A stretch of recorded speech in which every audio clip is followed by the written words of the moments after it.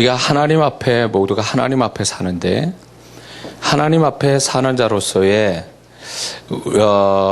우리가 무슨 일을 할 때에 그 일의 성패, 그 일의 결말을 무엇으로 결정이 되느냐라고 할 때에 그 사람의 그 일을 해내는 스킬, 어떤 기술적인 문제, 그 일을 해낼 수 있는 어떤 열심, 그 일을 해낼 수 있는 어떤 그 노력, 과연 그것들이 하나님 앞에서 우리가 그리스도인으로 살아갈 때 무슨 일을 할 때에 그게 결정적인 역할을 하는 거냐 할 때 주님은 아니라고 얘기하십니다. 단호하게. 그럼 뭐냐 할 때 주님은 이미 그 사람이 그 일을 할 때 가지고 있는 그 마음이 결정적 변수요, 그게 결정적 역할을 한다 말씀하세요. 그 사람이 무슨 마음 먹고 하느냐는 거예요. 그 마음을 먹는 그 순간부터 그 사람의 일은 이미 결론이 났다라는 얘기예요. 그러면 우리가 어떤 마음이냐 할 때에 마음은 우리 안에서 세 가지 마음이 우리한테 나타날 수 있어요. 그거는 최악의 마음인 마귀가 준 마음, 두 번째는 우리의 인간적인 마음, 세 번째는 하나님이 가지신 주님의 마음. 이 세 가지 마음이 우리 마음 안에서 나타나는데 우리가 어떤 마음을 가지고 그 일을 하느냐, 그것이 그 사람의 일의 결말을 나타낸다는 거예요. 왜 하나님께서 이스라엘 백성의 수많은 사람 중에 다윗이었을까요? 왜 하나님은 사울을 왜 그렇게 후회하셨을까요? 세운 거를. 뭐의 차이일까요? 사울과 다윗의 차이는요. 사울과 다윗의 차이는요, 그 마음의 차이일 뿐이에요.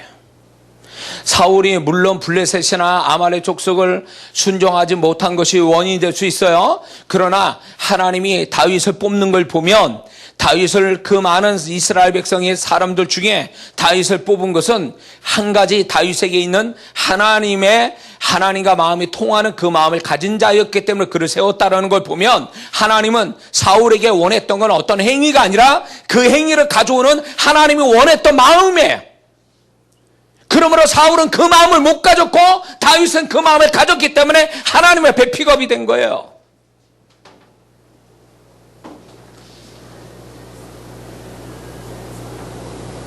이게 주님께서 제 사역에서도 얼마나 작용하는지 몰라요. 제가 저도 사람이니까 실수를 합니다. 근데 어떤 걸 가르치냐면 내가 나도 알 만큼의 소위 말하면, 세상 말로 말하면 잔머리 쓰는 거, 인간적이면서 계산적인 걸 가지고 무슨 일을 하지 않습니까? 그리고 어떤 사람과 관계를 갖잖아요. 그러면 여지없어요. 그게 스파크가 일어나요. 뭔가 이게 딱 맞아 돌아가는 게 아니라 뭔가 충돌나는 느낌이 들어요. 그리고 그게 거룩한 일임에도 불구하고 그 일이 뻐그러져요. 아니면 뻐그러지든가, 아니면 그게 상처로 남던가, 아니면 안 한 것보다 못한 결과가 나오든가 했으나 결과는 없어요. 이거는 누구한테도 얘기 못했던 거예요. 그래서 저한테 주님이 계속 너는 내 마음을 가져야 된다, 너는 뭘 해도 내 마음 가지고 해야 된다, 이걸 얼마나 강조했는지 몰라요. 그러니까 제가 설교 중에 나도 모르게 그 메시지가 나올 수밖에 없는 건, 이거로 주님이 아주 내 머리에 아주 그 딱지인 되도록 문신될 정도로 그렇게 가르쳐 왔기 때문에 그걸 얘기할 수밖에 없어요. 제가 어떤 하나님의 일이든 내가 세상의 일이든 뭘 일을 하든 간에 내가 정말 주님의 마음을 가지고 하면 그 일이 진행되다가 멈추거나 아니면 그 일이 내가 생각한 만큼 나타나지 않아도 하나님께서는 그 일이 헛되지 않았다는 걸 나중에라도 하나님이 보상하시거나 나중에라도 하나님이 좋은 결과를 주시는 걸 저는 늘 봐왔어요. 틀림없어요. 어떤 일을 하는 데 있어서 하나님은 일을 잘하느냐 못하느냐 문제 아니라 네가 그 일하는 그 마음이 어떠한가를 자꾸 하나님이 체크해서 그 마음에 따라 결론은 그분이 내신다는 거예요. 내가 열심히 했기 때문에 그런 결과가 나온다? 거짓말이에요. 우리의 모든 결과는 시작은 내가 할 수 있어요. 그러나 결론을 하나님이 내는 거예요. 그 사람이 아무리 생각하고 계획하고 자기 나름대로 움직여도 그 결말은 하나님이 가신다고요. 하나님이 결론 내신다고요. 근데 예수 믿는 사람이 그걸 몰라요. 잔머리 써서 인간적으로 하거나 아니면 악한 마음을 할 때 그 마음을 누가 알겠어요? 하는 모양은 거룩하고 모양은 좋은데 사람들을 속을 수 있어요. 그러나 하나님은 안 속아요. 왜? 하나님 앞에서 우리가 사는 자이기 때문에 하나님이 다 보고 계시고 하나님이 그 모든 시작부터 끝을 다 알고 계신다는 거죠. 시작을 아신다라는 거예요. 우리는 보통 어떤 마음을 가졌는가, 그거보다는 내가 어떤 일을 하느냐, 사람들한테 어떻게 나타내냐, 그게 중요하지만 하나님은 보이지 않는 우리의 마음이 뭘 가지고 시작했는가를 찾으시니까요. 그래서 그 사람의 마음을 가진 게 이미 결론 나는 거예요. 시작도 해보기 전에 이미 결론 났어요. 천국 갈지 지옥 갈지 죽어봐야 아는 게 아니잖아요. 일단서 구원받으면 천국이고 구원 못 받으면 지옥 가는 거예요. 그거 똑같아. 이미 결론 난 거예요. 우리의 마음이 어떠한가 따라 이 모든 결론이 나는 거예요. 그래서 여기서 나는 주님의 마음으로 했는데, 순수한 주님의 마음으로 했는데 왜 나는 이렇게 결과도 없고 슬프게, 왜 나는 이렇게 힘들게 또 손해나는 식으로 결론 납니까 하면서 하나님께 원망하거나 슬퍼하지 마세요. 왜? 하나님이 그 마음을 인정했다면 그게 합력하여 선을 이루고 결국은 하나님이 틀리지 않았다, 네 마음을 가진 것이 틀리지 않았던 걸 반드시 하나님이 나타내 주시니까요. 그래서 그걸 통해 영광 받으시는 거야. 아, 사람은 몰라주고 반대해도 하나님은 내 마음을 알고 계셔서 이런 결과를 주셨구나. 그 하나님이 그 고백을 듣게 하신다는 거죠. 그 고백을 받기 원하시는 거예요. 그 사람을 통해서. 그래서 세상은 마음 없이 행위만 그럴싸하게 하면 다 인정해주는 세상이에요. 세상은 다 그런 세상이에요. 그렇게 해서 다들 성공하고 뒤통수 치면서 배신하며 살아가는 거예요, 지금. 그러나 우리는 예수 믿는 사람은 그렇게 살 수가 없어요. 왜? 모든 걸 판단하시고 결론 내시는 하나님이 그 가운데 계시니까 그럴 수밖에 없는 거예요. 그래서 예수 믿는 사람이 하나님이 안 계신 것처럼 살다가는 난리 나는 거예요. 세상 사람처럼 잔머리 쓰고 성경에도 이미 말했죠. 네가 사람에게 하듯 하지 마라. 죽게 하듯 해라. 무엇을 하든지. 그게 무슨 얘기예요? 저는 이 말씀이 이렇게 해석되는 거예요. 네가 사람에게 하듯 네 마음 감춰가면서 어떤 마음인지 모르고 행위만 가지고 그럴싸하게 사람한테 인정받고 그러지 말고 네가 그 마음에 모든 거 다 보고 있는 내 앞에서 그 마음을 가지고 내가 보는 앞에서 하듯이 해라.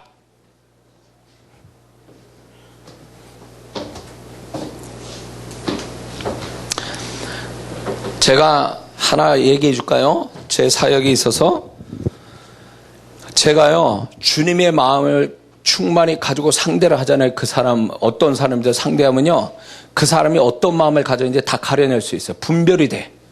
내가 주님의 마음을 가지고 있기 때문에 그 사람 상대방 마음을 다 분별해낸다고요.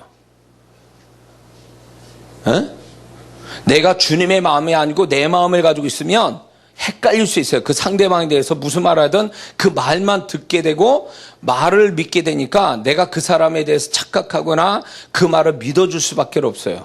그런데 내가 주님의 마음을 가지고 딱 그렇게 그 사람과 상대를 하고 그 사람과 얘기를 나눠보면 이미 내가 가진 주님의 마음이 그 상대방을 분별하는 능력이 돼버리는 거예요. 속일 수 없어요. 그 사람은요. 이미 답이 나와요. 내가 주님의 마음을 가지고 저 상대방한테 얘기할 때 이 사람이 어떤 마음 가지니 벌써 말하는 동시에 나한테 들어오는 게 있어요. 말하는 동시에 그 사람의 마음이 어떠한지를 이미 분별시켜 주신 주님이 내 안의 역사예요. 모르시죠? 그거를. 그래서 제 사역에 있어서 아주 핵심되는 사역이 뭐냐면, 왜 내가 주님의 마음을 그렇게 구하느냐면 이 주님의 마음이 곧 그게 은사고 그게 분별하는 능력이에요. 그것만 가지면 다 가려내요. 저 가짜구나. 저 위선이구나.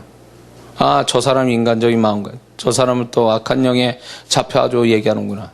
이게 딱 분별이 된다고요. 그래서 저도 어느 세월 모르게 주님의 마음을 나도 구하면서 주님의 마음을 갖다 보니까 자동적으로 상대방의 마음을 읽어내는 거예요. 심지어는 이게 복사가 돼. 그 사람 마음이 나도 모르게 내 안에서 주님의 마음으로 딱 무장돼 있으니까 그 사람 마음이 나한테 들어와서 그 사람 마음이 저절로 그 사람 마음과 내 마음이 동일해지는 걸 경험해요. 그래서 심지어는 그 사람이 쓰는 어투나 그 사람이 쓰는 표현을 내가 하고 있어요. 복사가 돼서. 근데 이게 내가 은사로 구한 것도 아닌데 이게 오는 게 어디서부터 출발이 되는가 할 때 내가 주님의 마음을 갖기 시작한 데부터 이게 시작이 된 것 같아요. 나도 모르겠어요. 이게 왜 이렇게 됐는지. 구하지도 않았는데. 그러니까 우리가 모두가 주님의 마음으로 서 있으면 모든 게 자동적으로 주님의 마음으로 다 분별이 되는 능력이 생긴다 그거예요. 정확하게. 내가 주님의 마음이 아니고 내 인간적인 계산적인 마음, 내전에 사단이 주는 미혹된 마음을 가지니까 헷갈리는 거예요. 혼란이 오는 거예요. 정말 주님의 마음을 구하면서 주님의 마음으로 나를 보게 되고 주님의 마음으로 내 상황을 보게 하고 주님의 마음으로 사람을 보게 해달라 그러면 그분이 정확하게 가려준다고요. 내가 주님의 마음을 가졌는데. 그러니까 다윗은 이 주님의 마음이 헷갈릴 때는 물어봤다고 주님 앞에. 어떻게 할까요? 이러면서 다윗은 주님의 마음을 배워갔어요. 삶의 현장에서. 그리고 또 하나 다윗이 주님의 마음을 배운 게 시편을 보면 그 시편 속에 다윗의 고백 속에 그분의 마음이 들어와 있어요. 그 다윗은 하나님께 고백하며 하나님께 기도하는 그 가운데 하나님의 마음의 부음을 받은 걸 시편을 읽어보면 알 수 있어요. 자기도 모르게 하나님 앞에 신앙 고백을 했는데 성령에 의해서 신앙 고백했는데 그게 자기도 모르게 주님의 마음, 하나님의 마음이 들어와서 역사하고 있었던 거예요. 시편을 잘 읽어보세요. 다윗의 심정도 있지만 다윗의 심정 안에 하나님의 마음이 부어진 게 나타나요. 그게 벌써 그 고백에서 끄트머리에서 나온다고요. 그래서 다윗은 자기도 모르게 하나님 마음을 갖게 되고 그리고 잘 모를 때나 그 하나님께 물어서 그분의 마음을 배워가는 훈련된 자이기 때문에 다윗이 처음부터 그런 마음에 기본적인 깔고 있었지만 그가 살아가면서 기도하면서 그가 정말 하나님께 물어가면서 하나님을 배워가서 나중에 그분의 마음과 일치되는 사람이 될 수 있었던 거예요. 그 마음에 빈틈이 생길 때 범죄한 거고. 이해가 되십니까? 그러므로 제가 그때 초보 사역자 할 때에 그분이 내가 스스로 부끄러움 느끼게 가르친 부분 중에 하나가 바로 이거예요. 너는 절대로 인간적 마음 가지고 하지 마라. 인간적 마음을 딱 갖고 이렇게 하잖아요. 그러면 이게 되는 것도 안 돼. 뻐그러져 버려요. 그리고 내가 인간적 마음 쓰면 벌써 내가 낯간지럽고 내가 거짓말을 하는 것 같은 느낌을 받아요. 벌써 말할 때부터가. 눈빛도 자신감이 없어요. 그러니까 내가 벌써 그런 마음을 가지고 상대하면 안 되는 게 벌써 딱 답이 나와요. 제가 이제 한 예로 이렇게 어떤 사람과 일을 한다든가 그 사람의 도움을 받아야 되는 어떤 생각을 가지고 그게 주님의 마음이 아니라 인간적인 마음으로 그 마음을 가지고 전화를 딱 하려고 핸드폰 딱 잡잖아요. 벌써 이미 안 된다는 게 내 안에 계시가 돼요. 전화해보면 틀림없어. 안 돼. 왜 그럴까요?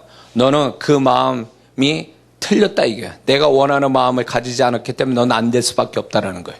근데 놀라운 거는 그 사람은 내 마음이 그런 마음인지 이미 안 것처럼 그 사람은 모르는 거예요. 상대방은 모르는데 내 마음을 안 것처럼 그 사람은 거절하더라고요. 그러면 전화 끊으면 내가 이게 미친 짓 하는구나. 이게 내가 부끄러운 짓 하고 있구나, 지금. 벌써 하나님이 내 안에서 내 마음이 어떤 마음을 확 가질 때부터 이미 너 그거 틀린 거야 라고 가르쳐 줬는데도 혹시나 하고 전화해보고 혹시나 하고 만나보면 아니라는 걸 아는 거지. 그러면서 그 사람은 모르지만 나는 심히 부끄러움을 느껴. 왜? 벌써 나는 알고 있는 거야. 내가 무슨 마음으로 출발했는지. 그게 경험이 초보자 사역일 때 내가 이미 경험이 됐어요. 그러다 보니까 지금은 내가 뭘 하잖아요. 인간적 마음 가지면 안 되는 거 벌써 알기 때문에 그런 마음을 아예 갖지를 못해요. 가질 수가 없어. 이미 가지면 벌써 이게 내가 부끄러움으로 돌아온다는 걸 내가 알기 때문에 안 해요. 근데 이게 주님의 마음을 내가 가지고 한다면 그렇게 담대할 수밖에 없고, 주님의 마음을 하면 안 되는 것 같은데도 돼요. 왜? 내가 그 일에 대해서 주님의 마음 가지고 가니까 그분이 나를 보증해 주니까 그분이 역사해 주시는 거예요. 그러니까 당당하게 얘기해요. 근데 놀라운 게 이런 게 있어요. 아까 얘기했지만 제가 주님의 마음 가지고 무장을 딱 할 때 주님의 마음으로 뭘 얘기하고 이러잖아요. 그러면 저 사람이 주님의 마음을 가진 자면 소통이 돼요. 공감이 돼요. 저랑. 근데 내가 주님의 마음 가지고 딱 얘기를 했을 때 저 사람이 인간적인 계산하는 머리 딱 썼다면 벌써 그 사람의 심령이 딱 읽어지는 거예요. 그리고 그 사람이 어떤 마음가짐이 벌써 내 안에서 딱 나타나요. 아, 괜히 얘기했다. 저 사람 주님의 마음을 가지지 못한 자를 내가 괜히 이런 얘기해가지고 스파크가 일어나는구나. 그 내가 오히려 부끄러워. 저 사람이 부끄러워야 되는데 내가 오히려 부끄러워. 그 마음이 그 사람 마음이에요, 사실은. 그래서 지금은 뭐 하냐. 얘기를 해도 주님의 마음으로 얘기해도 못 알아듣는 인간적인 마음, 이게 소통이 안 되는, 주님 마음이 서로 소통이 돼야 얘기가 되는데 이 소통이 안 되는 사람은 아예 말을 안 해버려요. 말해야 소용이 없어. 말해야 나만 창피하고, 말해봐 저 사람 속만 들여다보이는 것이 되는 거기 때문에 말을 안 한다는 거죠.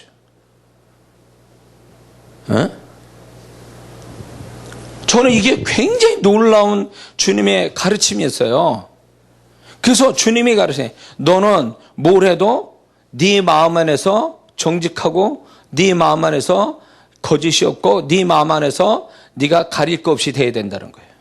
네 마음 안에서 내 마음 가져가면 너는 그게 다 모든 거를 모든 것이 그게 소위 말하면 면허증 같은 거라는 거예요. 그 주님의 마음이. 그 사람이 반대를 해도 걱정 없어요. 왜? 이 사람이 반대해도 저 사람은 될 거니까. 내가 주님의 마음으로 이 사람이 안 되잖아요. 그러면 희한하게 또 딴 사람이 와서 또 딱 연결이 돼. 왜? 주님의 마음을 하고 있기 때문에 그런 거예요. 제가 학생 청년 집회를 할 때에 정말 힘들게 학생 집회를 하는데, 지금도 그렇지만 이제 13차 들어가지만 이제 이걸로 이제 하나님의 뜻을 또 물어야 되지만 13차까지는 합니다. 그런데 그 다음은 저도 몰라요.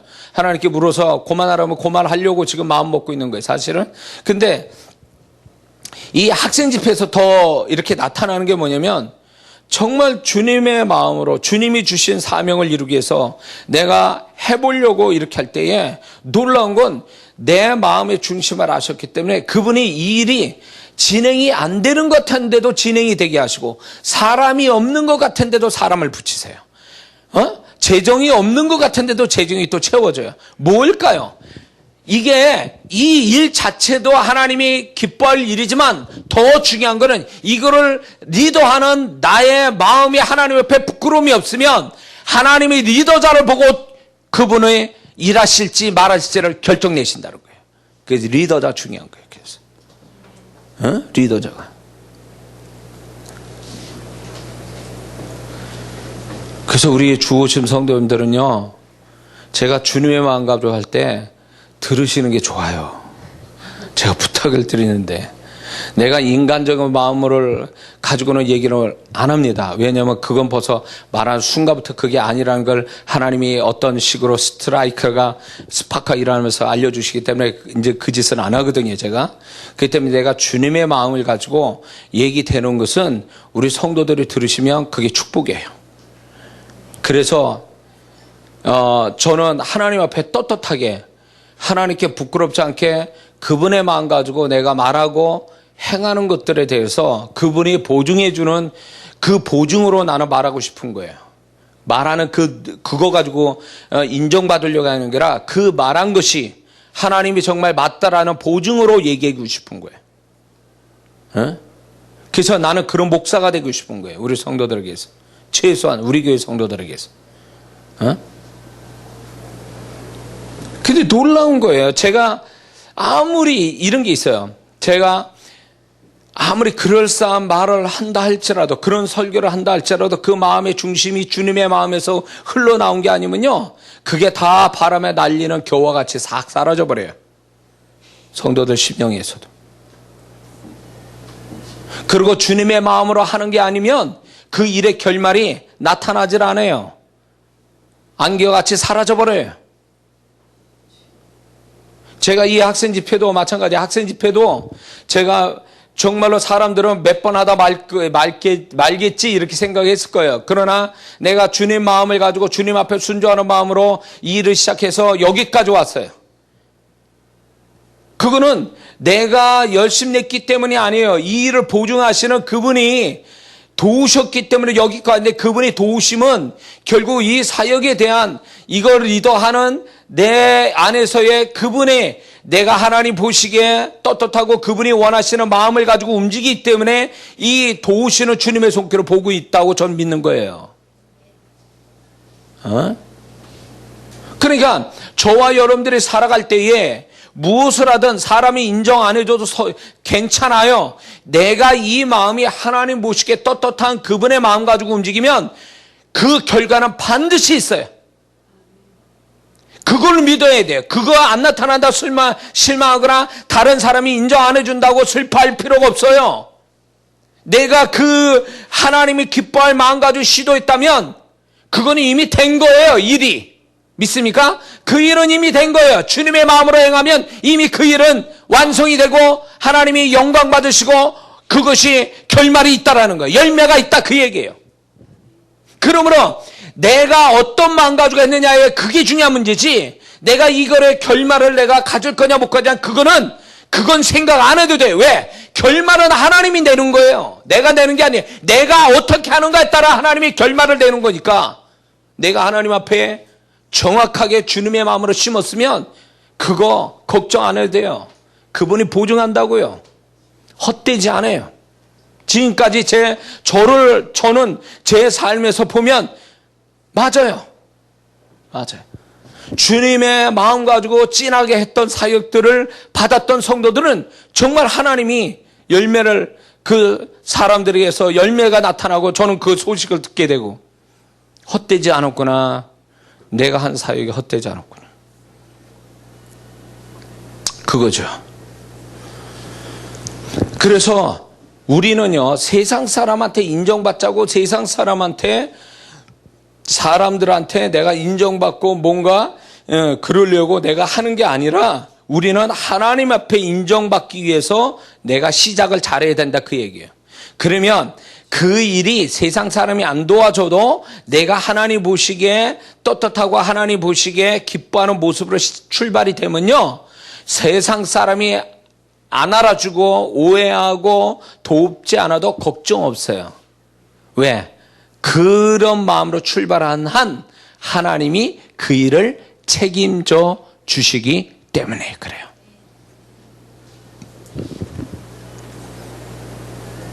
그래서 지금 또 제가 살아가는 어떤 삶의 원리 중에 하나가 바로 이거예요. 출발을 할 때 어떤 마음을 가졌는가, 그거부터 난 살펴서 그 마음이 하나님께 합당하면 나는 됐다고 보는 거예요. 그 일은 이미 성공했다고 봐요, 저는. 항상 그래 왔어요. 예. 그래서 내 마음부터 살펴요. 내 마음부터 살펴서 그 마음이 하나님께 합당하면 그 다음에 행동으로 옮겨요. 그것이 변함이 없어요. 지금도 내 마음 속혀가면서 거룩하신 하나님 기뻐하시는 일을 하는 거, 그렇게 한다면 헛수고하는 거고 하나님이 축복 못 해주세요. 축복 못 해주세요.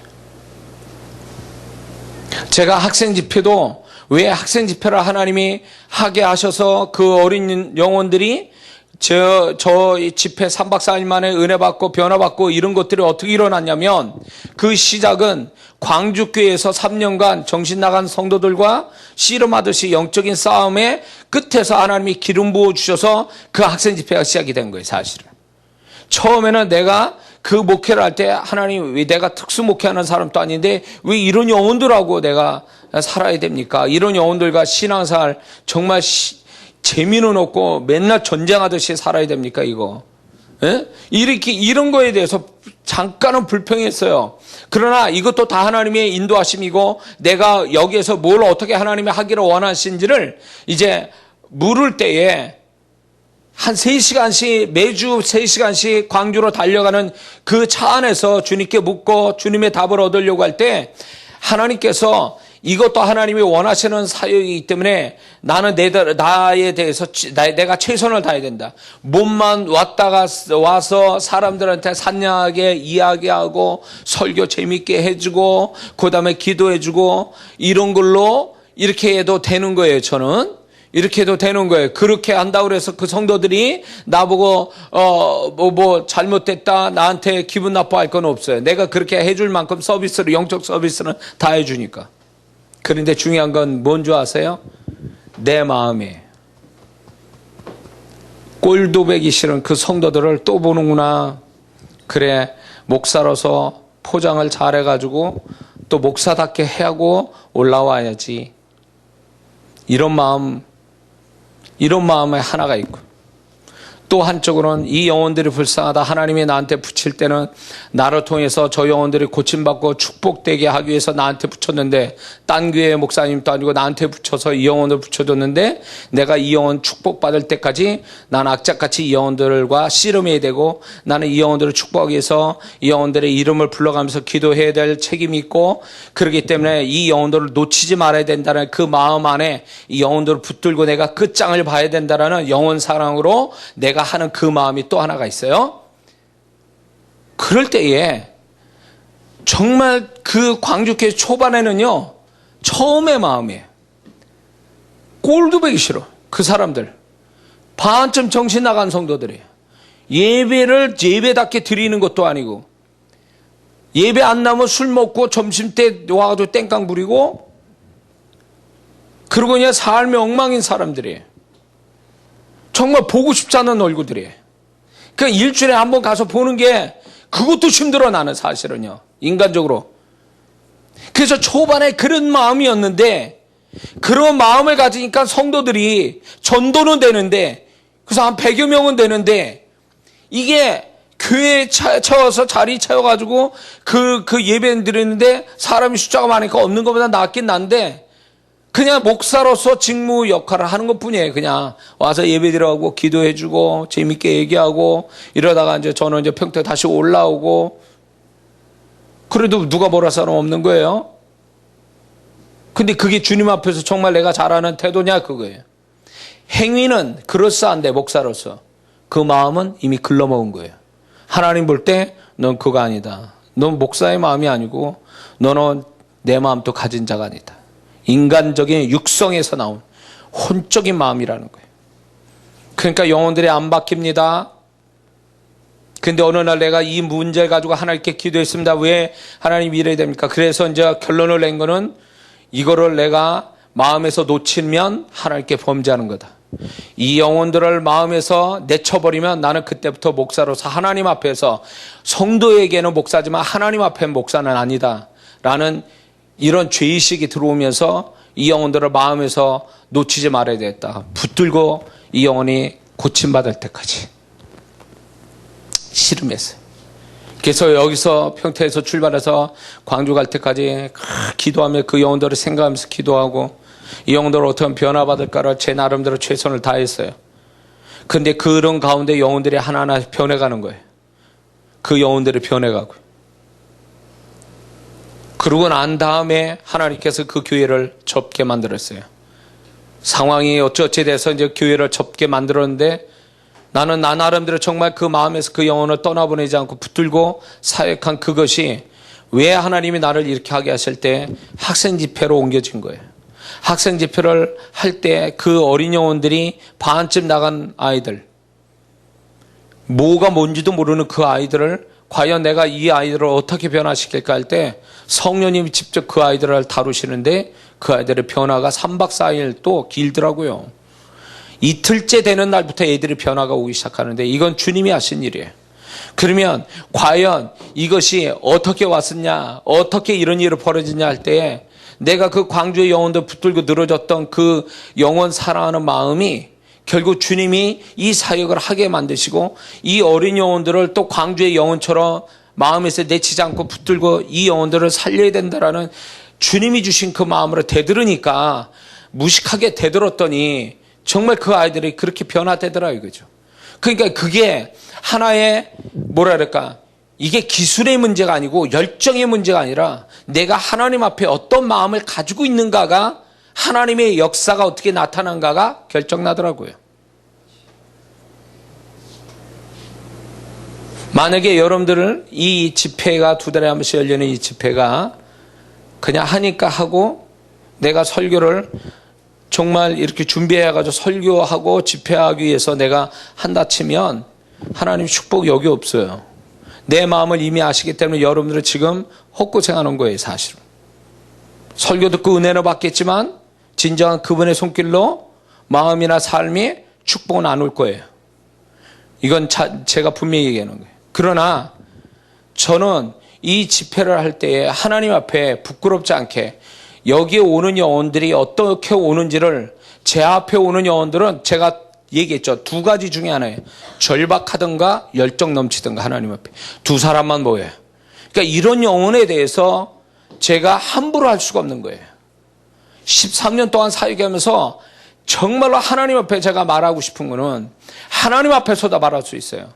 한 번 또 어느 집회든 수백 번 집회를 했어도 한 번 또 제가 여유를 가졌거나 늘 해왔던 대로 그런 마음 없이 집회를 한 적은 없어요. 제가 하나님 앞에서도 말합니다.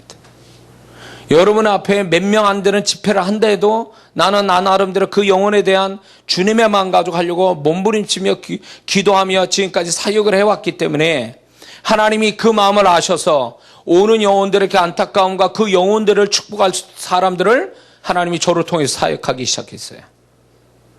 그렇기 때문에 오는 영혼이 누구든 저는 중요치 않아요. 왜냐하면 내가 하나님 앞에 바로 서고 그 마음이 하나님 앞에 합당하다면 오는 영혼이 축복은 받게 돼 있다는 거예요.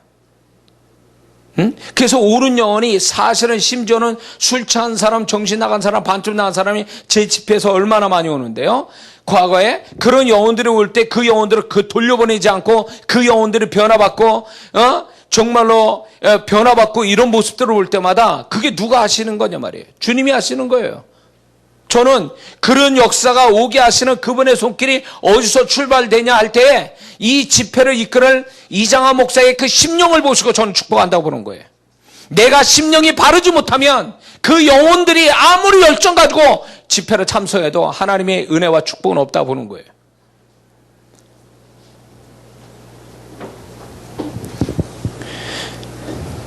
그래서 제가 얘기하는 건 이거예요.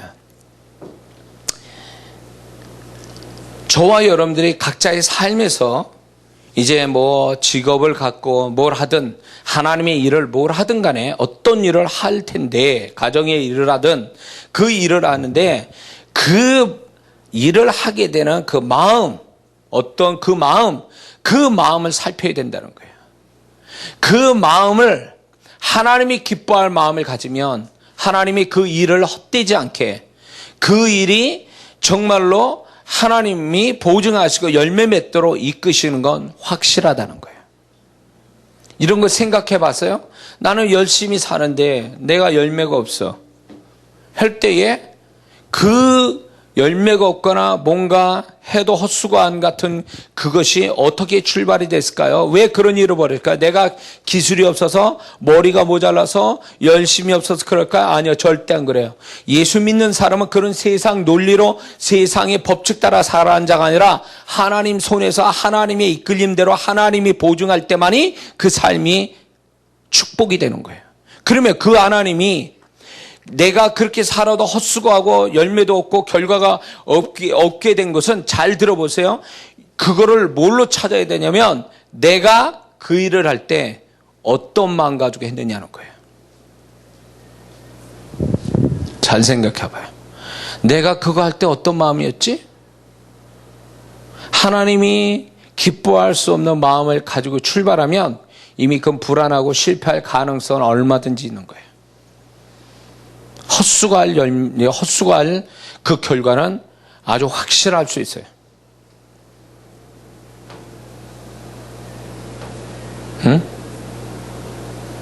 우리는 이렇게 생각해요. 세상 사람처럼 내 마음이 어떻든 간에 내가 열심히만 하면 되는 거 아니야. 머리 써서 머리 돌려가지고 내가 지혜롭게 하면 되는 거 아니냐. 내가 그 부분의 기술이 정말 정밀한 기술을 가져서 내가 하면 잘 되는 거 아니냐. 그건 세상 사람이 하는 얘기고 예수 믿는 사람이 그렇게 해서 인생 살아봐야 그게 되는 것 같습니까? 되는 것 같은데도 안 되는 거예요. 왜? 하나님이 우리를 축복할 때 그런 걸로 축복할 것 같으면 하나님이 우리의 마음을 왜 살핀다는 게 도대체? 에? 다윗이 왜 하나님이 그 많은 그 왕을 세울 사람의 그 주변에 정치인들이 없고 정말로 그 수준 높은 엘리트가 거기 그때 없어서 다윗을 찾았습니까? 에?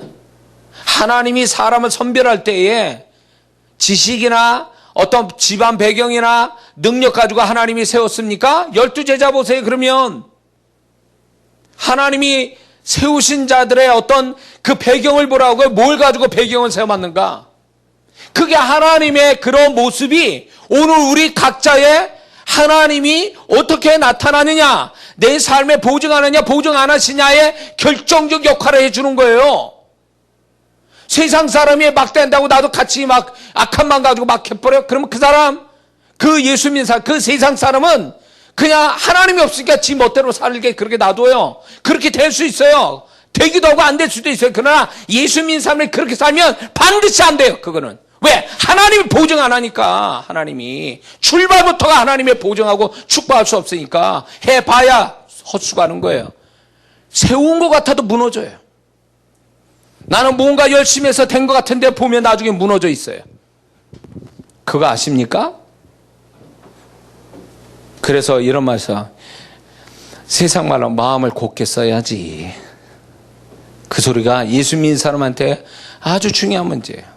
마음을 잘 써야지. 내가 교회에서는 열심히 마음을 다해서 하고, 또 교회 일도 그래요. 하나님의 일도요, 마음을 원망하고 불평하고 짜증내고 어쩔 수 없어 하고 이런 하나님이라는 사람도 있어요.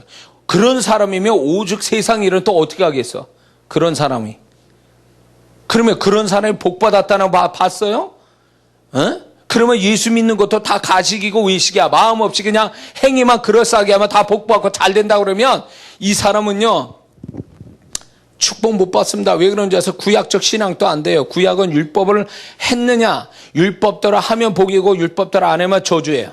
그게 구약의 모습이거든요. 근데 그 구약도요, 하나님이 정말 율법을 주신 목적은 그 마음에 하나님 사랑하고 이웃 사랑하는 그 사랑의 마음을 갖는 것이 율법의 완성이라고 그랬어요.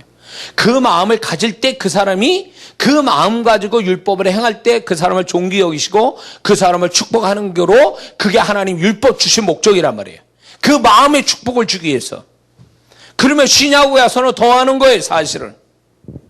근데 우리는 마음 없이 하니까 모든 걸 기술로 하고 열정 가지고 자기 지혜로 하는 게 최선인 줄 알아요. 그러니까 하나님하고 안 맞는 거예요. 하나님하고 안 맞는 거예요. 사울이 블레셋 군대 오기 전에 자기가 제사 지내. 어떻게 보면 합리적이고 굉장히 타당한 이유 같이 보여요.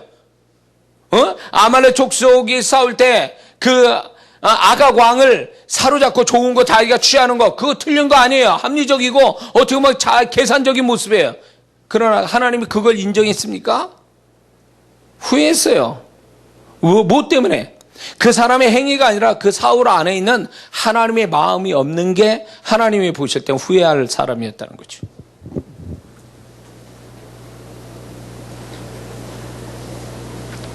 이거 어려운 얘기 아니에요. 우리가 지금부터 뭘 하든 간에 누가 나를 어떻게 봐주든 내가 적어도 그 일을 해야 될 수밖에 없다라면 그 일을 할 때에 하나님 앞에 기뻐할 마음을 가지고 출발하라는 얘기예요. 그러면 그게 손해보지 않는 인생을 사는 비결이에요. 믿습니까? 왜 손해나는 인생을 사냐 말이에요. 왜 손해나는 일을 하냐 말이에요. 왜 세상 사람과 똑같은 모습을 하냐고. 앞에서는 잘할게요, 뒤에 가서는 욕을 막 해버리고 말이에요. 이런 식으로 살아가니 세상 사람과 똑같이 앞 뒷면이 다른 이런 식으로 살아가니까 예수 믿는 사람은 축복 못 받는 거예요. 아무리 내가 불평스러운 직장이든 그 일을 맡았다 할지라도 내가 그 마음을 하는 자세는 하나님이 기뻐할 주님의 마음으로 출발하면 그 일이 하나님이 보정하고 축복하고 기뻐하신 일이 되는 거예요. 사람들이 내가 잘못한 거에 대해서 욕을 해도 상관없어요. 나는 주님의 마음 가지고 다 했으니까. 왜 그런 프라이드는, 그런 마음을 왜 안 갖죠, 우리는? 뭔가 일을 만들어내서 악한 마음을 품고 막 투도투도 그러면서 그 일을 해내는, 그래야만이 뭔가 되는 것처럼 생각하는 이 사고방식은 세상으로부터 온 거지 주님으로부터 온 게 아니라고요. 제가 직장 선교를 3년 했어요. 직장인들을 다 가르치고 이런 일들을 하는데 저는 그거예요. 직장에 있으면서 예수 믿는 사람이 그게 직장 생활이 재밌는 건 아니더라도 그 직장에서도 사람에게 보이듯 하지 말고 사람에게 하듯 하지 말고 죽게 하듯 하는 이런 직장 생활을 하는 자가 되어져야 주님이 그 직장 생활을 보증하고 축복하지 않겠냐고 그거죠. 꼭 돈을 많이 벌고 승진해야만 직장 생활의 축복인 줄 아십니까? 내가 그 직장 생활을 나중에 잘리더라도 내가 주님 앞에 떳떳하게 나는 했다. 그 사람들이 나를 못 알아줘서 안 알아줘서 나를 잘랐다 할지라도 나는 슬픈 게 아니에요. 왜? 주님 앞에 내가 잘했기 때문에 내가 잘려도 그게 내가 불행한 일이 아니라 그렇게 된 게 오히려 하나님이 새로운 그 사람의 축복을 이어가는 시작을 알릴 수도 있다는 거예요. 우리가 꼭 직장에서 월급 많이 받고 승진해 그게 하나님 축복입니까? 내가 하나님이 바라시는 마음 가지고 행하여 거기서 하나님을 이름을 높이고 하나님이 나의 어떤 직장생활 통해서 영광 받으시는 거 그게 직장생활 성공 아니에요? 그게 하나님이 원하시는 직장생활이 아니냐고요. 직장에서 투덜투덜 뭐 욕을 해대면서 하기 싫은 거 억지로 하고 씩씩거리며 했다. 교회 와서는 정말 교회를 그냥 하나님이 주신 일인 것처럼 최선을 다해서 이게 이중적이가 아니에요? 이건 거룩하고 저거는 더러운 일하는 거예요? 직장생활은? 돈 받기 위해서 내가 직장생활 하는 거냐고 그게. 그런 식으로 사니까 이 원론적인 어떤 삶의 태도로 가지니까 하나님이 영광 못 받으시는 거예요. 이 교회는 거룩하고 저거는 더러운 세상이라는 거예요? 그게 어딨어? 내가 주님 마음 가져가면 그게 다 거룩한 일이지. 믿습니까? 내가 주님의 마음 가져가면 그게 다 거룩한 일이에요. 뭐라든. 왜 내가 스스로 거룩한 일이 아니라 더러운 일을 하는 사람으로 내 스스로 전락시키냐 말이에요. 내 마음이 그래가지고.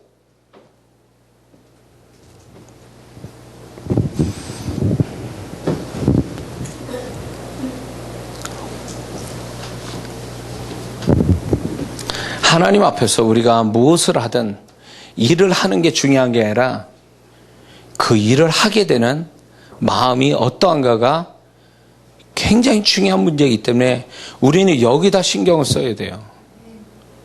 그래야 진정한 그리스도인이고 하나님과 함께 사는 자지. 그 마음에서 하나님 앞에 부끄럽고 하나님 보실 게 합당치 않으면 벌써 그 일 자체가 이미 잘못됐다고 봐야죠. 일을 하나만 해요, 그거는. 어쩔 수 없이 사는 거예요, 직장에서? 어쩔 수 없어서 그 일을 하는 겁니까? 그러면 어쩔 수 없어서 하는 사람과 같은 일에도 내가 주님의 마음으로 하는 사람하고 과연 누가 주를 기쁘시게 하고 누가 주님이 축복을 받을 자냐 그 얘기예요. 같은 일에도. 벌써 그 마음에서 결정 나버렸다는 거예요. 참 놀라운 건요. 오병이어를 바친 그 소년의 그 마음을 주님이 도시락 그 한 끼 도시락을 보고 축복했겠습니까? 바쳐진 그 소년의 마음 보고 축복하신 거 아니에요? 만약에 주님이 그 마음 속을 들여다보는 주님께서 소년이 징징대면서 아우 난 주기 싫은데 이 아저씨 때문에 내가 어쩔 수 없이 주는 거야. 에? 그리고 주님께 드리기 싫은 걸 억지로 그냥 울면서 징징대면서 주님께 주면 주님이 그걸 얼씨구나 하고 그렇게 해서 축복해서 5,000명 넘는 사람을 그렇게 해서 그렇게 먹이시는 주님이냐 그 얘기예요. 에? 도시락이 없어서 어린애 도시락 빼가지고 그 축복하는 분이에요? 그 애가 도시락 가져올 정도면 어린애는 안 가져왔을까요? 그 사람 걸 하지 왜 징징대는 애 그 도시락 뺏어가지고 축복하겠냐 그 얘기예요. 그건 아니지. 주님은 그런 분이 아니라는 거예요. 주님이 그 어린아이를 도시락 가지고 축복해서 5,000명을 넘는 사람을 먹일 수 있는 그 분량을, 그런 축복을 주님이 하신 일은 이 아이의 마음이 그 정도의 주의 마음을 감동시킨 그 아이의 마음이 있기 때문에 그렇게 축복한 거예요. 자, 예를 들어서 이런 거예요. 아니, 주님이 5,000명이 아니라 만약에 제자들 먹을 것만 준비했어. 기적을 그것만 베풀을 수도 있잖아요. 아니면 1,000명만 먹을 거로 이렇게 기적을 베풀고 나머지는 집에 가세요. 이럴 수도 있는 거 아니에요? 근데 거기 온 사람이 다 먹을 수 있게 한 거는 주님의 사랑이 그 사람 5,000명이 넘는 사람을 다 사랑하기 때문에 그럴 수도 있지만, 이 음식을 바친 아이의 마음이 5,000명을 넘는 사람을 먹일 만큼의 그런 마음을 가진 아이였기 때문에, 어린 순수한 마음이었기 때문에 그 분량만큼 축복한 거지. 그러니까 주님은 우리의 마음을 들여다보시고 그 마음에서 영광 갖고 그 마음으로 축복을 계산하고 있는데, 우리는 그 마음이 아니에요. 어떤 신앙생활 때 그래. 누가 기도를 많이 했느냐? 누가 헌금을 많이 했느냐? 누가 철회를 많이 했느냐? 이거 따지고 있어. 양을 따지고 있어. 영적인 양을 따지고 있어. 그거 가지고 하나님 축복합니까?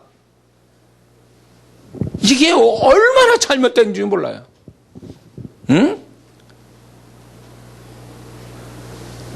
졸면서 철회하면 그 하나님이 혹이나 기뻐하겠습니다. 인색한 마음으로 헌금을 몇 억씩 한다고 그러면 그분이 정말로 기뻐하겠냐 그 얘기예요. 양의 문제가 아니라 마음의 문제예요. 양의 문제가 아니고, 우리 한국의 유치한 신앙이 바로 그거예요. 양을 가지고 자랑질하는 거예요. 이렇게 양을 가지고.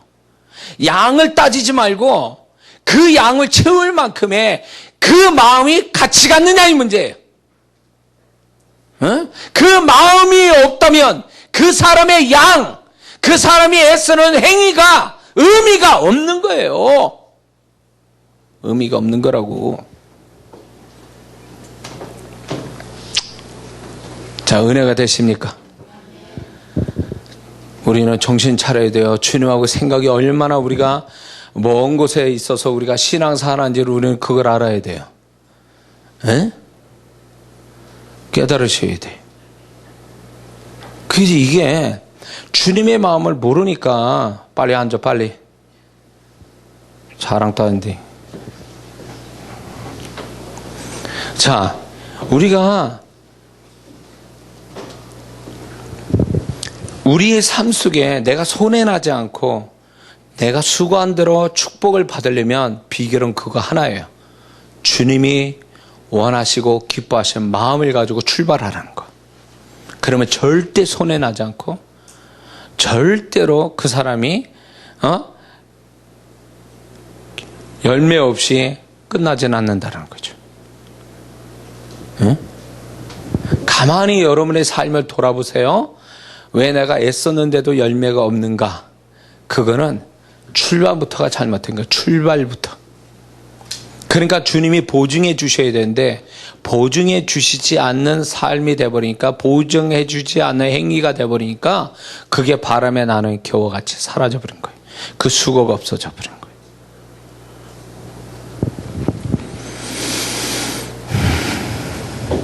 이거는 아주 우리 살아가는 데 있어서 하나님이 얼마나 이 부분을 강조하는지, 그래서 제가 간증을 한 거예요. 제가 그렇게 주님이 다루시기 때문에 지금도 그래요. 제가 뭘 하든 간에 제 아내가 이해를 못하고 제가 뭘 못해도 다른 사람이 이해 못하고 나를 오해해도 상관없어요. 내가 주님 앞에 떳떳한 그 마음을 가지고 움직이면 그게 나중에 다 하나님이 그게 오해고 잘못됐다는 걸 다 증명시킬 거니까. 예. 그러니까 그런 담대한 태도를 가지려면 내가 어떻게 되든 나는 상관없어, 하나님이 다 책임지실 거야 라는 마음을, 담대한 마음 가지려면 출발을 잘하라는 거예요. 하나님이 인정하실 마음을 가지고. 그러니까 인간적인 계산적인 머리나 악한 마음과 출발하면 이미 글러먹었다 이렇게 공식을 잡으세요. 이미 글러먹었다. 예. 인간적인 마음, 악한 마음을 가지고 내가 어떤 일을 하면 따라하세요. 이미 글러먹었다. 그게 공식이에요. 그게 공식이라고. 에? 내가 누구를 중복기도해 줍니다. 열심히 중복기도해요. 중복기도를 해줘요. 근데 하나도 그 사람을 생각하고 애틋한 사랑의 마음, 불쌍히 여기는 마음, 긍휼히 여기는 마음, 그 마음으로 하는 게 아니라 어쩔 수 없어서 해. 그러면 그 중복기도가 얼마나 응답이 될까요?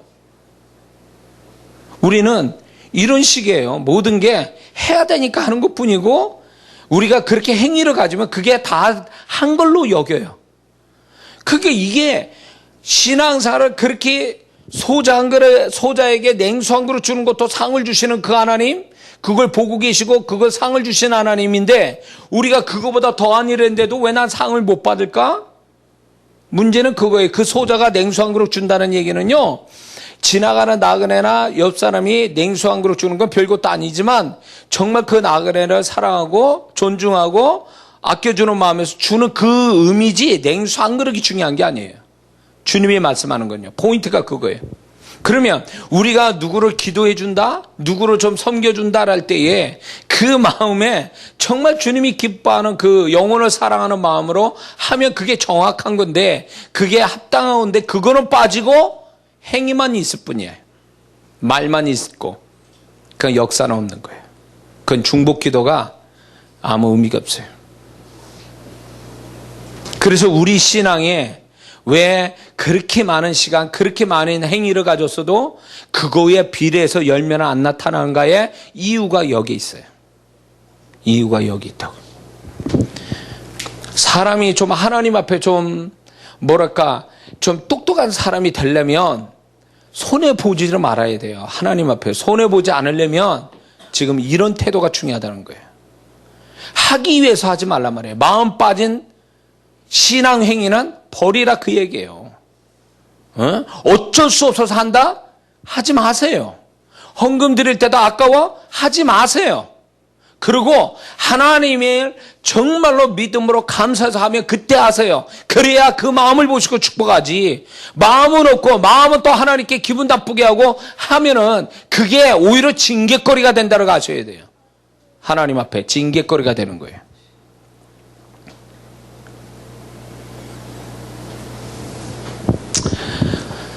자, 그래서 저는 이거 한 10분 정도만 하고 끝내려 했더니 이게 10분이 아니네요.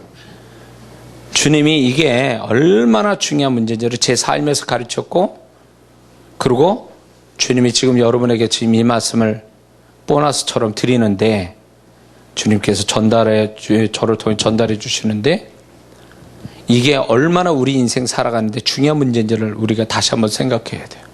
왜 내가 지난날 목회 13년 하고도 결말이 없었을까? 왜 열매가 없었을까? 그 열심을 했는데 나는 몸만 움직인 목사였어요. 마음은 잔뜩 불평과 아니면 어쩔 수 없어서 보여주기 위해서 목사 이렇게 표현하면 아주 속된 말인데 직업 목사예요. 직업 목사. 그러니까 목회 13년 했는데도 아무것도 나온 게 없어요. 저는 그걸 보면서 그거는 당연한 거다. 내가 지금 돌이켜보면 당연한 거다. 그게 영혼 사랑해서 내가 새벽기도 인도한 것도 아니오, 영혼을 사랑해서 예배 인도한 것도 아니오, 영혼 사랑해서 중복기도 한 것도 아니오. 내가 주님의 마음이 없는 내 인간적이고 어떻게 보면 악한 마음을 가지고 그걸 숨긴 채 목사 짓을 한 것뿐이에요. 그거를 하나님께 얼마나 회개하고 내가 사역으로 나왔어요. 그걸 회개시키고. 그렇구나. 그래서 내 마음이 하나님께 합당치 못하고 맨날 내가 뭘 한다고 그러면 하나님이 이를 거룩하는데, 거룩한 일을 하는데 내 마음은 거기에 따라가지 못한, 하나님 볼 때 불편한 마음을 가지니까 내가 무엇을 해도 하나님은 항상 인상 쓰고 계신 거야. 아우, 저것도 마음 또 형편없는 마음 가지고 내 일을 하네 저거. 차라리 안 해줬으면 좋겠는데 저것도 한다고 또 하고 있네 저거. 아마 하나님이 그렇게 보셨을 거라는 거예요. 저는 생각할 때. 야, 너 차라리 하지 마. 가만히 있어. 네가 하니까 자꾸 나는 더 인상 쓰게 되고 난 더 너 보면 더 불편해 그냥. 차라리 안 하고 가만히 있는 게 내 마음 편하게 해주는 거야 너. 왜 인상 쓰면서 불편하면서 그 짓을 하니 너? 왜 내 일을 그런 식으로 하니? 이런 거지. 자, 내가 주인이에요. 내가 사장이야. 근데 종업원이 일은 잘하는데 속으로는 사장 욕하면서 일을 해. 그러면 그 사람 쓰겠습니까? 계속? 불안해. 저거 언제가 내 뒤통수 칠 것 같은데 저거. 언젠가 저거 또 사고 칠 것 같고, 이럴 거, 그런 생각 안 듭니까? 그럼 갈아쳐야지. 그런 종업원이면 갈아쳐야지. 아무리 일을 잘한다 해도. 그게 마음 편하겠냐고. 사장이 입장에서 기뻐하고 그 친구 보며 신뢰감이 가겠냐 그거요. 벌써 뒤에서 날 욕하고 있는데 그런 식이에요. 하나님 앞에 우리가 그렇게 사는 거 아닌지 모르는 거죠. 겉으로는 그럴싸한데 뒤에 가서 욕하는 그런 마음을 가지고 우리가 그런 자세를 가지고 이중적 모습으로 살아간다면 하나님이 불편해하시고 기분 나빠하신다 그 얘기예요.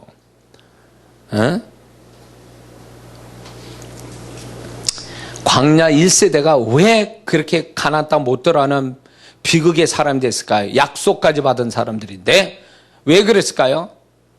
그들의 마음이 하나님을 얼마나 기분 나쁘게 했냐고요. 뭐의 문제일까요? 그들이 무슨 일을 했습니까?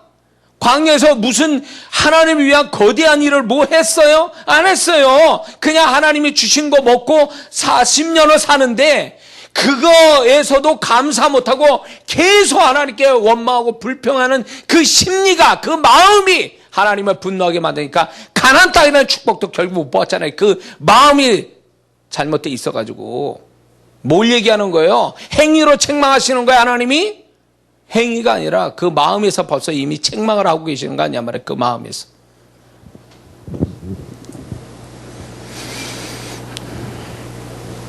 그래서 이런 게 있어요.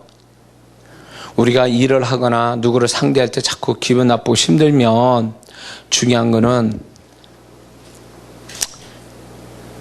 잠시 그 사람이나 그 일을 내려놓고 내가 거기에 자꾸 부정적인 반응을 보면서 내가 또 그렇지 않은 척하는데 이중적 모습과 내가 주님의 마음을 가지지 못한 나를 책망해야 돼요. 그 사람과 그 일을 탓하지 말고, 그렇구나, 내 안에 주님의 마음이 없어서 내가 지금 이러고 있구나. 그래야지 저 인간을 만나가지고 내가 지금 기분 나쁘고 내가 이 일 때문에 내가 기분이 나쁘다는 것만 생각하고 간다면 그건 잘못 알고 있는 거예요. 잘못 파악하고 있는 거예요. 잘못 분별하고 있는 거죠. 응? 그래서 어차피 우리 마음을 건드는 문제들이 많아요. 우리 마음을 힘들게 하는 것들이 있어요. 그래서 주님의 마음을 구해야 될 이유가 여기 있는 거예요. 주님의 마음으로. 이런 게 있어요. 내가 인간적 마음으로는 너 같은 인간 쳐다보지도 않아. 이런 사람도 있긴 있어요. 그러나 주님의 마음에서는 그렇게 못하게 하시는 거죠. 그래도 네가 보고 그 사람을 위해서 섬겨라. 이런 주님의 마음이 들어오면 내가 그 마음으로 움직이는 거죠. 그게 기쁘게 해드리는 거니까 주님이. 나는 인간적으로 마음은 그건 원하지 않아요. 그러나 그분의 마음이 나를 그렇게 하게 하라고 한다면 내 마음 가지고 안 되지만 그래서 그분의 마음을 달라고 얼마나 기도한지 몰라요. 그 마음을 주세요. 주님의 마음을 내게 주세요. 그래야지 내 인간적 마음 가지고 내가 이중적인 모습 때문에 내가 하나님께 범죄할 것 같습니다. 내가 이 일을 하는 게 효과도 없고 하나님이 축복 안 하실 것 같습니다. 그러니까 내가 이런 것들을 이겨갈 수 있는 주님의 마음을 주세요. 주님의 마음. 이게 얼마나 기도가 되는지 몰라요.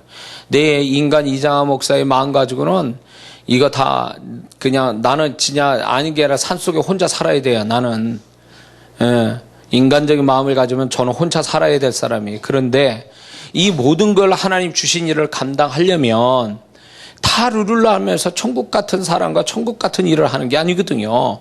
그렇기 때문에 그런 것들을 이루려면 주님의 마음이 내 안에 들어와야 되는 거예요. 그러니까 치열하게 지금 또 내 인간적 마음이 불쑥불쑥 나오지 않도록 하나님 주님의 마음으로 나를 붙잡아 주세요. 주님의 마음으로 나를 덮여주시고 주님의 마음에 내 잡힌 바 돼서 내가 그분 마음으로 내가 행하게 하옵소서.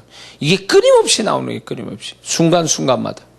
그래야 내가 그 마음이 와야 내가 하는 일들이 하나님 기쁨이 되고 열매를 주신다 그 얘기예요. 그러니까 내 마음 가지고 안 되면 주님의 마음을 달라고 해서 그분이 마음이 올 때까지는 유보해라 그 얘기예요. 주님의 마음이 올 때까지는. 그래서 세상 직장 생활하는 크리스찬들은 더 말할 것이 없어. 목사도 이 마음인데 세상 조직 속에 들어와서 죄악과 그 불합리하고 그런 것들과 싸워서 직장 생활하고 거기서 월급 받고 주님의 뜻을 이루어야 되는 그 직장 생활하는 성도분들이 얼마나 치열하게 살아야 되냐 말이에요. 포기하지 말고 끝까지 내가 엎어지고 내 인간적 마음 때문에 잘못을 해다 할때라도 일어나서 또 주님의 마음으로 이겨가는 이 치열한 삶을 사는 게 영적인 크리스찬들의 모습이 되는 거 아니냐 말이에요. 믿습니까? 포기하면 안 돼요. 그래, 아이고, 이 더러운 직장 생활 내가 그냥 한다, 그래. 내가 다녀준다, 그래. 내 월급 때문에 지금 다녀준다, 내가 진짜. 그럼 언젠가는 내가 보기 좋게 사표를 확 던지고 내가 나올 거다, 내가. 그때까지 내가 참고 다닐게, 내가. 속으로. 부장? 과장? 사장? 내가 지금은 거기서 밥 먹고 내가 월급 받으니까 내가 참고 견뎌주지. 그러지 마세요. 그건 진정한 크리스찬의 모습이 아니에요. 내가 돈을 월급 받기 위해서 직장 살았는데 얼마나 불쌍한 존재로 나를 전락시키는 거예요. 응? 월급 얼마나 받길래 그냥 그 월급이 뭐 몇 억씩 됩니까 한 달에? 그것도 아니면 뭘 그렇게 그 얼마 되지 않은 월급 받기 위해서 산다 그러면 내 존재를 그렇게 낮춰버리는 거예요. 그 월급 이상의 내가 그런 더 좋은 마음을 가지고 그분의 뜻에 따라 사는 게 월급 이상의 존재로 살아가는 삶의 모습 아니냐 말이에요. 왜 월급하고 자기하고 맞추려고 그래? 그러지 마세요. 그래서 치열하게 사는 삶을 포기하지 마세요. 그래, 반드시 내가 이 직장 생활 그만둘 때까지는 내가 주님의 마음으로 내가 승리하고 말이라. 주님의 마음으로 이기리라. 이래야지 내가 참는다 더러워서. 이러면서 직장 생활하는 건 이거는 하나님이 원하는 게 아니라는 거죠. 좀 은혜가 되십니까? 그래서 주님이 뭘 원하는지 우리가 다시 한번 깨닫고 우리가 다시 한번 우리의 마음의 동기, 우리의 마음을 살피면서 이제 행동을 하자는 거예요. 행동부터 하고 그렇게 하지 말고 마음을 살피면서 행동을 하자는 거죠. 그래서 하나님이 보증하는 마음을 가지고 내가 손해나지 않는 인생, 또 열매가 있는 인생으로 살아가는 우리 모두가 되어야 될 줄 믿습니다. 기도합니다.